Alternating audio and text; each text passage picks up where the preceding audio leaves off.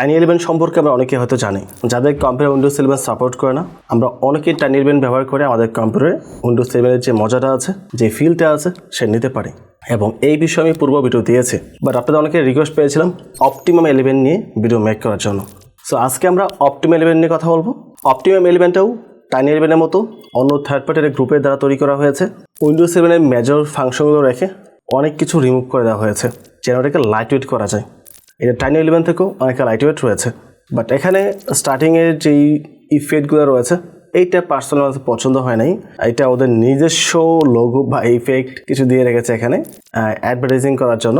আর বাকি যেই ইন্টারনাল যে ফিচার্সগুলো আছে সেটা আমার কাছে ভালো লেগেছে, চাইলে আপনি ট্রাই করে দেখতে পারেন। এখন আপনার কম্পিউটারটা কীভাবে ডাউনলোড করে ইনস্টল করে ইউজ করবেন তার ফুল প্রসেস নিয়ে আমরা কম্পিউটার স্ক্রিন থেকে আলোচনা করবো। বাট আইএসও ফাইল কিন্তু এখানে পাবেন না, সেটা আমাদের ওয়েবসাইটে দেওয়া আছে। আর আরোবিনে গেলে আপনি সেটা পেয়ে যাবেন, ওখান থেকে ডাউনলোড করে নেবেন আইএসও ফাইলটি। আর বাকি যে প্রসেসটা আছে সেটা আমি কম্পিউটার স্ক্রিন থেকে আলোচনা করবো। আমি চলে আসলাম কম্পিউটার স্ক্রিনে। এখন আপনার কম্পিউটার যদি 2GB বা 4GB র্যামের হয়ে থাকে তাহলে আপনি এটা চাইলে ব্যবহার করতে পারেন।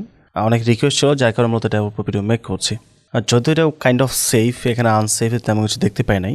এইটা জাস্ট উইন্ডোজ 11টাকে একটা পার্টিকুলার গ্রুপের পাবলিক নতুনভাবে রিক্রিয়েট করেছে। প্রয়োজনীয় ফাংশনগুলো রেখে অপ্রয়োজনীয় যা যা ছিল সব কিছু রিমুভ করে দেওয়া হয়েছে এবং এটাকে লাইট ওয়েট করা হয়েছে।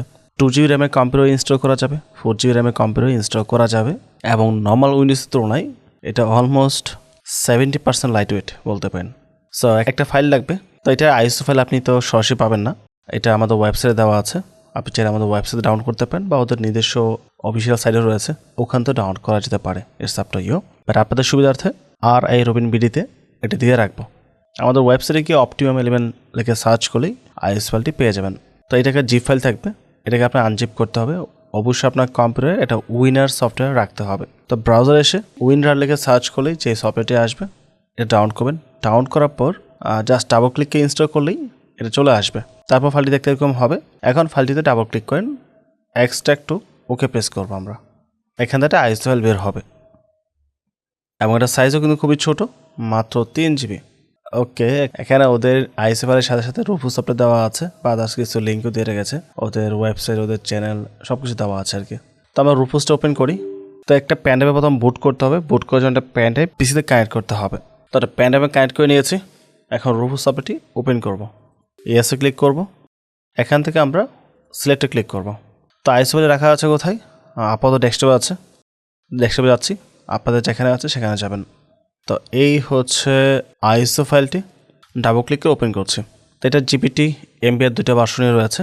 তো আপনার যেটা প্রয়োজন সেটা ইউজ করতে পারেন। যেহেতু পুরাতন কম্পিউটার, তো পুরাতন কম্পিউটারে ম্যাক্সিমাম এমবিআর থাকে, আর জিপিটি সিস্টেমে থাকে অনেক কম্পিউটারের মধ্যে, বা তারপর আপনার চেক করে নিতে পারেন। আর কম্পিউটার আপনি যেই অপারেটিং সিস্টেম বর্তমানে ব্যবহার করছেন, স্টার্টআপে আসবেন, এসে কম্পিউটার ম্যানেজমেন্ট লেগে সার্চ করলে এটা চলে আসবে। অথবা আপনার কম্পিউটার ডেস্কটপের মধ্যে যেই দিস পিসি বা মাই পিসি লেখা আছে ওইটাতে রাইট ক্লিক করলেও আপনি কম্পিউটার ম্যানেজমেন্টটা পেয়ে যাবেন। যদি এটা উইন্ডোজ 7 মধ্যে থাকে না এখানে, বাট 7 বা 8 ওইগুলোতে আছে। তো এখানে আসতে হবে। আসার পর আমরা চলে আসবো ডিস্ক ম্যানেজমেন্টের মধ্যে।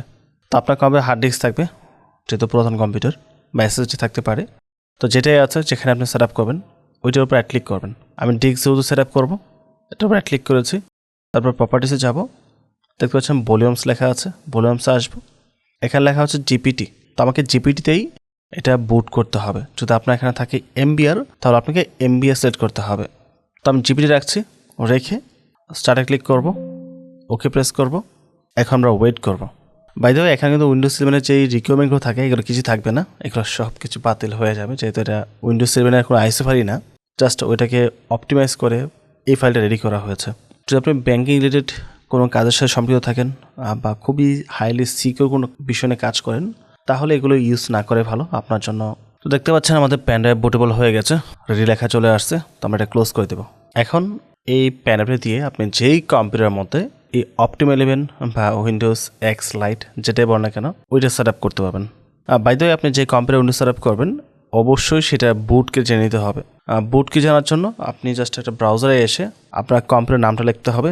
যেমন আমি সেট আপ করবো এইচপিতে, তো এইচপি ল্যাপটপ বুট মেনু কি। সো চলে আসছে F9। তো F9 প্রেস করে আমাকে বুটে যেতে হবে। তো আপনারটা আপনি খুঁজে বের করবেন, কোনটা F12, কোনটা F10, কোনটা F8, বা কোনোটায় ডিলিট বা স্কেপ বাটন থাকে। তো বাকিটা আমরা এইচপি ল্যাপটপ থেকে কভার করবো। সো এই হচ্ছে আমার ল্যাপটপ। ল্যাপটপের সাথে আমি বুটেবল প্যানআপটা কানেক্ট করে নিয়েছি। এখন পাওয়ার বাটন প্রেস করে আমি F9 প্রেস করব। সো আমি চলে আসছি বুট মেনুর মধ্যে। এখান থেকে আমরা প্যান ড্রাইভটি সিলেক্ট করব এবং 3 নাম্বারটা হচ্ছে আমার প্যান ড্রাইভ। এটা সিলেক্ট করে আমি এন্টার প্রেস করছি। তো আপনার প্যান ড্রাইভ কোনটা সেটা আপনাকে খুঁজে বের করতে হবে এবং এই বুট মেনুর ফাংশনটুকু আপনার সাথে ম্যাচ নাও করতে পারে। আপনি ডিফারেন্ট ব্র্যান্ডের কম্পিউটার ইউজ করলে ডিফারেন্ট থাকবে। প্রয়োজন হলে আপনি ইউটিউবে সার্চ করতে পারেন বা গুগল করে ইনফরমেশন বের করে তারপর বুট মেনু থেকে প্যান ড্রাইভটি সিলেক্ট করতে পারেন। সো উইন্ডো এক্সের এটা ছিল লগো, ওদের নিজস্ব কিছু ফাংশন এখানে অ্যাড করে রাখছে। তো এখানে দুটো অপশন পাচ্ছেন, একটা হচ্ছে ডিফেন্ডার অফ আর একটা ডিফেন্ডার অন। যদি আপনার একেবারে লাইট ওয়েট রাখতে চান, কোনো প্রকার সিকিউরিটির প্রয়োজন নেই, তাহলে ডিফেন্ডার অফ রেখে আপনাকে নেক্সট দিতে হবে। আর যদি আপনার ডিফেন্ডার অন রাখতে চান তাহলে অন রেখে তারপর নেক্সট দিতে হবে। যদি আপনি অফ রাখেন পর কিন্তু এটা অ্যাক্টিভ করতে পারবেন না। সো ডিফেন্ডার অন রাখাটা বেটার হবে, তাহলে ভাইরাস থেকে আপনি কিছুটা প্রোটেকশন পাবেন। সো এখানে ড্রাইভ রয়েছে দুইটা, ড্রাইভ 0 এবং ড্রাইভ 1। ড্রাইভ 1টা হচ্ছে মূলত আমার এসএসডি। তো আমি এসএসডিতে উইন্ডোজ সেট আপ করবো। তো এসএসডি সিলেক্ট করে আপনি ফরম্যাট করবেন। আমার এখানে কোনো প্রকার ওয়েস বর্তমান সেট আপ করে নেই, তাই এখানে ফরম্যাট অপশন আসতেছে না, তাই আমি ডিলিট করতেছি। আপনি ডিলিট করবেন না, আপনি ফরম্যাট করবেন। তো এই হচ্ছে এসএসডি, আমি সিলেক্ট করে নিয়েছি। সিলেক্ট করে আমরা নেক্সটে ক্লিক করব। এখন অপটিমাম এলিমেন্ট যেটা আছে এটা আমাদের এখানে সেট আপ হচ্ছে। যেহেতু লাইট ওয়েট খুব বেশি সময় লাগবে না আশা করি। So as you can see আমাদের সেট আপ অলমোস্ট কমপ্লিট। কিছুক্ষণের মধ্যে পিসিটা রিস্টার্ট নেবে।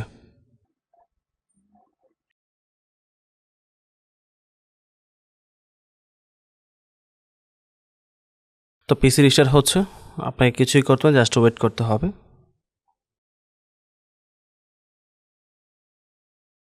তো কিছুক্ষণের জন্য আমাদের অপারেটিং সিস্টেমের উইন্ডো আসছিল, বাট আবার রিস্টার্ট নিয়েছে। তো উইন্ডোজ সার্ভার এই সিস্টেমের মধ্যে বেশ কয়েকবার কম্পিউটার অটোমেটিকভাবে রিস্টার্ট নেবে, বন্ধ হবে, চালু হবে। তো এখানে আপনি কিছুই করতে পারেন, জাস্ট ওয়েট করে দেখতে হবে। সো ফাইনালি দেখতে পাচ্ছেন আমাদের অপটিমাম এলিমেন্ট চালু হয়ে গেছে। নর্মালি উইন্ডোজ 11 সেট আপ করার সময় আমাদের অনেক ধরনের ফাংশনকে অ্যাক্টিভ করতে হয়, অ্যাপ্রুভ করতে হয়, তারপর পাসওয়ার্ড দিতে হয়, বিভিন্ন সেটিংস রয়েছে যেগুলো অ্যাপ্লাই করতে হয়। বাট এখানে আমাদেরকে কিছুই করতে হয় নাই, জাস্ট সেট আপটি দিয়েছি, কম্পিউটার রিস্টার্ট নিয়ে সম্পূর্ণ কাজটা প্রসেস করে চালু হয়ে গেছে। এবং এই ওয়ালপেপার ডিফল্টভাবে দেওয়া আছে। এই হচ্ছে এদের সেটিংস, আপনি সেটিংসে গিয়ে যাবতীয় ইনফরমেশন পেয়ে যাবেন। বাট যেহেতু অপটিমাইজড অপারেটিং সিস্টেম, কিছু বিষয় তো অবশ্যই মিসিং থাকবে বা রিমুভ করা হয়েছে। আমরা রাইট ক্লিক করে পাসওয়ার্ডে যাব, দেন থিমসে আসবো, ডেস্কটপ আইকন সেটিংসে যাবো আমরা, দিস কম্পিউটার, ওকে। সে হচ্ছে আমাদের দিস কম্পিউটার এবং এটা হচ্ছে আমার প্যান ড্রাইভ। এটা প্রথমে এক্সিট করে ফেলি। সো এটা হচ্ছে আপনার অপারেটিং সিস্টেম। এটা আপনি ইউজ করবেন না, একান্ত ব্যক্তিগত বিষয়।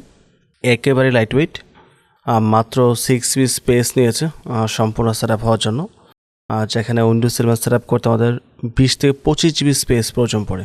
অনেক বড় একটা ডিফারেন্স এখানে রয়েছে। এছাড়াও বেশ কিছু বিষয় রয়েছে, আমি পরবর্তী একটা রিভিউ ভিডিওতে এখানে কী কী আছে না আছে আর যাবতীয় বিষয় নিয়ে আলোচনা করব।